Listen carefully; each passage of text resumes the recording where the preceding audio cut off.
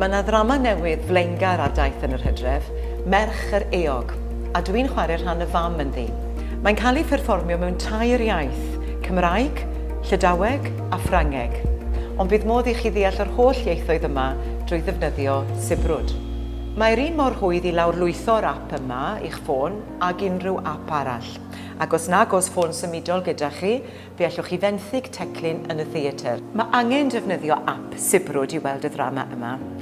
A mae sibrwd yn cynnig cyfieithiad yn y Gymraeg, Llydaweg, Ffrangeg a Saesneg.